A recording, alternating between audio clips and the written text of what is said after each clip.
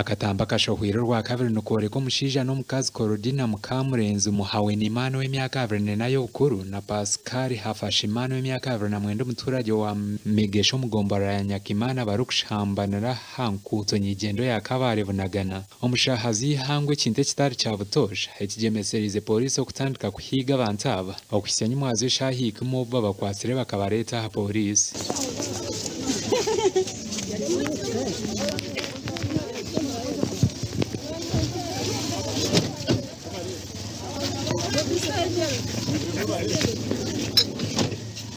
abanyamakuru bashangire Korodina mutaho na rukutambura bagezeho kumubuza nshongezi kunka yaze hakanagumize ngo tine cyari kumanyo yihere habira shemerirwe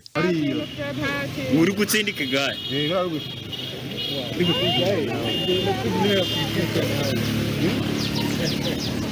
Korodina kandi rukwiruka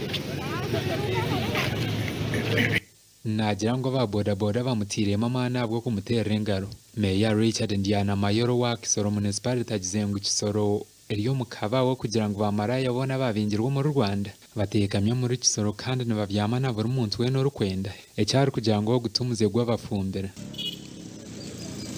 witwande mbese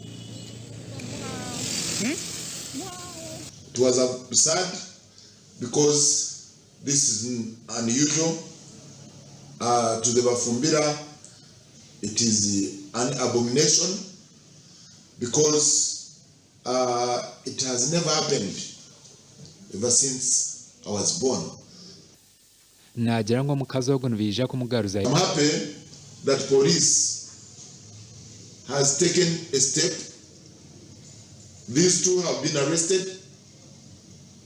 Yes, they are going to look at the law. mpamvu rero izo ni ingeso mbi kandi cyo kwamagirana kuko abo ngabo bene abo ngabo bari gukora ibyo nibo babanje bafataga turabizi ngo abantu inyigiza nikeya ariko kugira ngo ugere ku gikorwa kimeze guca ni ibintu biteye inkeke ni ibintu biteye isoni polisi yahamye ngo nbija kutebwaho rubanja